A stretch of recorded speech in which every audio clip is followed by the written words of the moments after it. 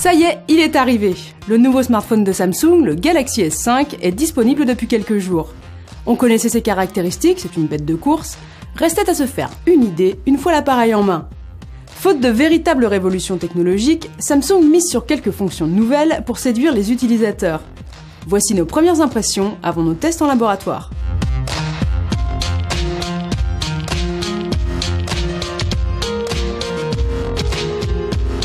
Commençons par une petite comparaison physique entre le Galaxy S5 et son prédécesseur, le Galaxy S4.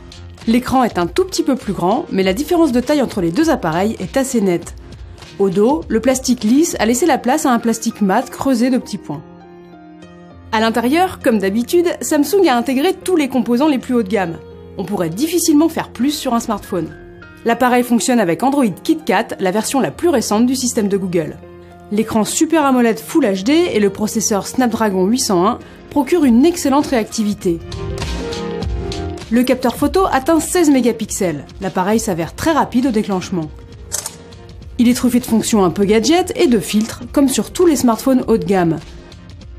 On trouve aussi des modes avancés, comme la mise au point sélective, pour changer la mise au point après coup, mais il faut que les sujets soient nets et bien distincts.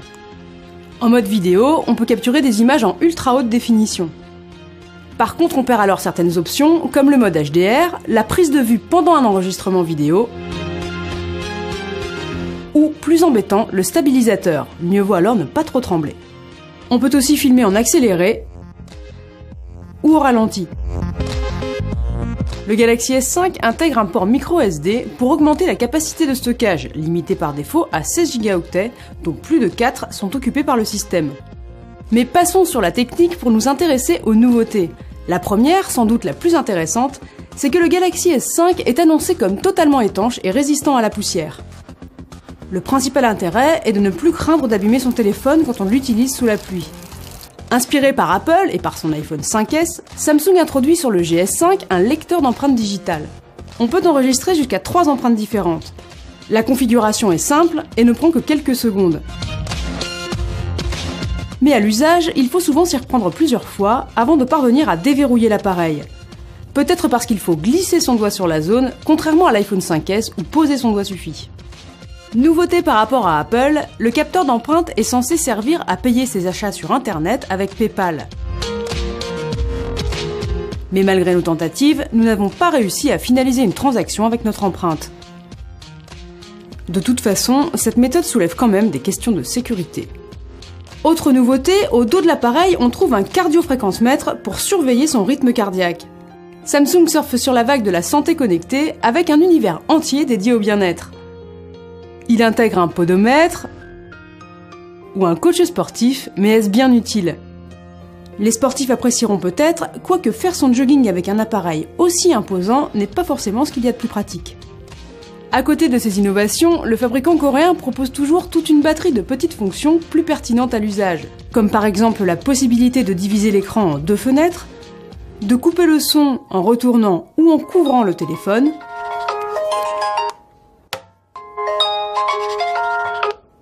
un mode privé qui permet de protéger certains contenus par un mot de passe, ou bien une boîte à outils qui offre 5 raccourcis vers ses applications préférées. Samsung propose aussi des options intéressantes. On peut par exemple combiner le Wi-Fi et les réseaux mobiles pour télécharger plus vite des fichiers volumineux.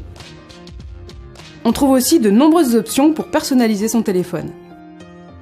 On est loin de l'univers figé des iPhones d'Apple, grand concurrent des Galaxy de Samsung.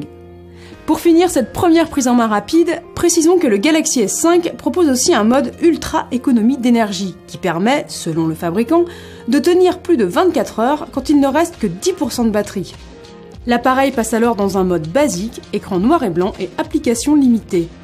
Le Galaxy S5 est très agréable à utiliser, bien que vu le nombre d'options proposées, il faut quelques jours pour ne plus se perdre dans les menus. A priori, il tient toutes les promesses d'un appareil haut de gamme, mais c'est le moins qu'on puisse attendre d'un smartphone vendu 679 €.